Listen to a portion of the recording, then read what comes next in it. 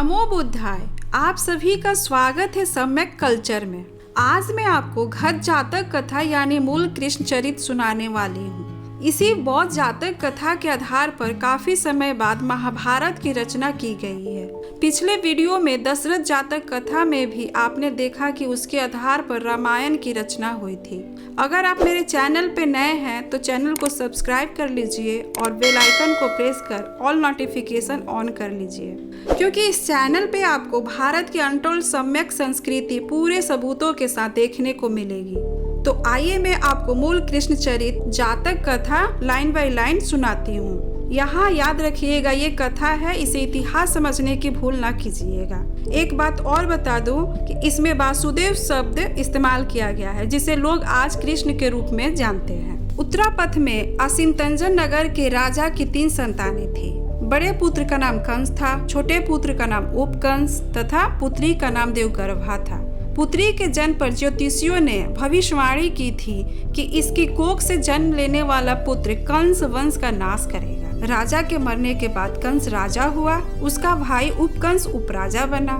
राजा कंस ने सोचा बहन को मारने से निंदा होगी, अतः उसने उसके लिए एक खंभे वाला महल बनवाया और उसमें उसे अलग से रखा। वहाँ दासी नंदगोपा और उसके पति अंधक वेणु को पहरे पर बिठा दिया। उसी समय मथुरा के राजा के 2 पुत्र थे। बड़े पुत्र का नाम सागर था और छोटे पुत्र का नाम उपसागर। राजा के मरने के बाद सागर मथुरा का राजा हुआ और उसका छोटा भाई उपसागर उपराजा बना। मथुरा का उपराजा उपसागर और असितंजन का उपराजा उपकंस दोनों मित्र थे। दोनों की शिक्षा दीक्षा एक ही आचार्य कुल में एक साथ हुई थी। उपकंस अक्सर उपसागर के घर मथुरा आता रहता था। वह उपकंस की बहन देवगर्भा के प्रति आसक्त हो गया।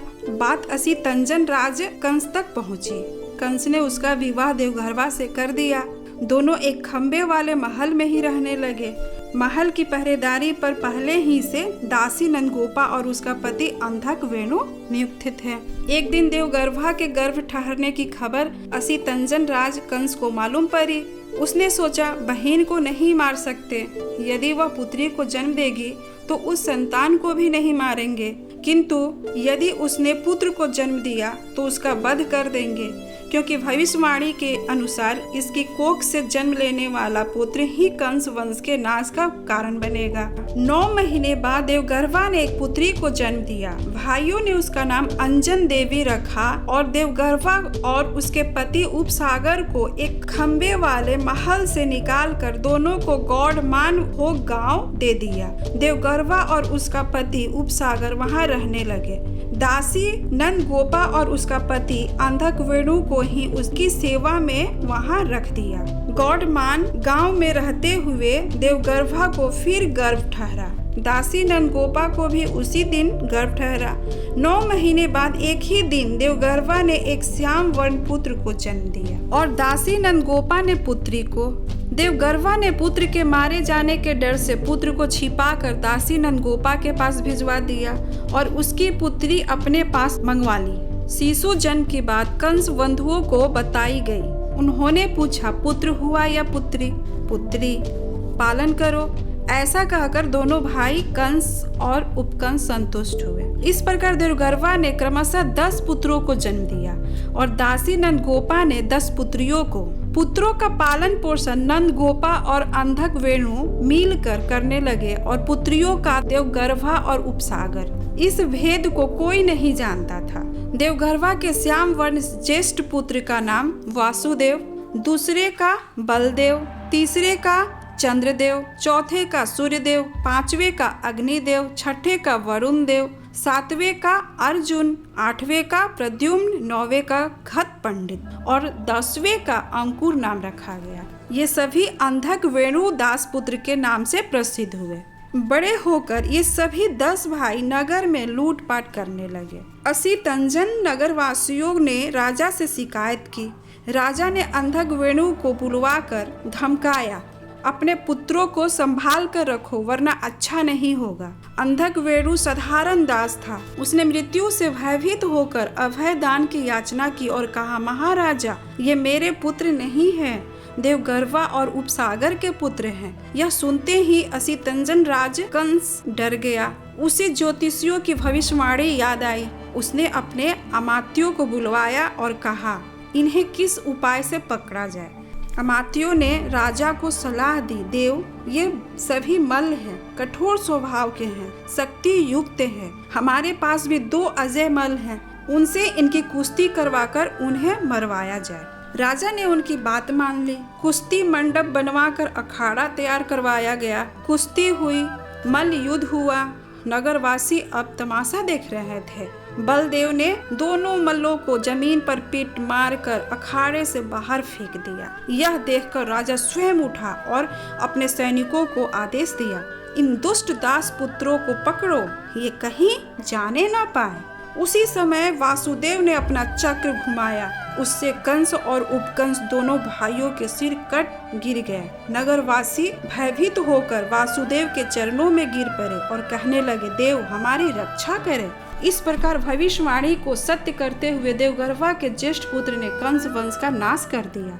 उन्होंने कंस के असितंजन नगर पर अधिकार कर लिया। अपने माता पिता का वहां का राज्य लेने युद्ध विजय के लिए निकल पड़े। क्रमशः विजय करते हुए वे द्वारती नगर पहुँचे। यह नगर समुद्र के बीच एक द्वीप में बसा हुआ था। कठिन युद्ध कौशल से उन्होंने नगर पर विजय प्राप्त की। द्वारवती नगर को 10 हिस्सों में बांटकर 200 भाई वहां के राजा बने।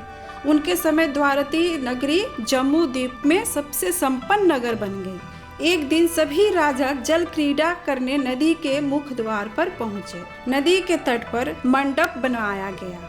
जल क्रीड़ा करके सबने खूब आमोद प्रमोद किया, स्वादिष्ट भोजन किए और वहाँ खेल ही खेल में उनमें झगड़ा हो गया। आपस में मारपीट होने लगी। एक दूसरे पर शस्त्रों से हमला होने लगा और परस्पर लड़ते लड़ते विनाश को प्राप्त हुए। उनको नष्ट होते देख वासुदेव, बलदेव, बहन अंजन देवी और पुरोहित चारों जने एक रथ पर सवार होकर वहाँ से भाग निकले। बाकी सभी मारे गए। जब वे रथ पर चढ़कर भागे जा रहे थे, एक बलशाली यक्ष मल्ल का भेष बनाकर रास्ता रोककर खड़ा हो गया। उसने ललकारा, मुझसे कुश्ती लड़े बिना तुम यहाँ से नहीं गुजर सकते। बलदेव ने उसे देखकर वासुदेव से कहा, भाई मैं इसके साथ लड़ूंगा। यक्ष गरजता, थापी मारता आगे बढ़ा। उसने बलदेव को रथ से पकड़ नीचे गिराया और उसे मुरली की तरह खा गया। वासुदेव अपनी बहन अंजन देवी और पुरोहित को साथ ले सारी रात चलकर सूर्योदय होने पर एक दूरस्थ गांव में पहुंचे। रात भर चलने के कारण वे काफी थक चुके थे। बहन और पुरोहित भोजन की व्यवस्था के लिए गांव की तरफ निकले। वासुदेव एक चादर ओढ़कर एक पेड़ के नीचे लेट गया। एक शिकारी ने समझा कि पेड़ के नीचे कोई सुअर बैठा है। उसने अपना वाण चलाया। वाण पाँव में लगा। वासुदेव ने कड़ाहते हुए कहा, मुझे किसने जख्मी किया? मनुष्य वाणी सुनकर वह डर गया। वासुदेव ने कहा, तात डरो मत, मेरे जख्म पर पट्टी बांध। उसने पट्टी बांधी और चला गया। भोजन लेकर आने से पूर्व ही वासुदेव ने तीव्र वेदना के कारण प्राण त्याग दिए। पुरोहित ने उसका अंतिम संस्कार किया और अपने घर लौट गया। इस प्रकार अंजन देवी को छोड़ से सभी विनाश को प्राप्त हुए।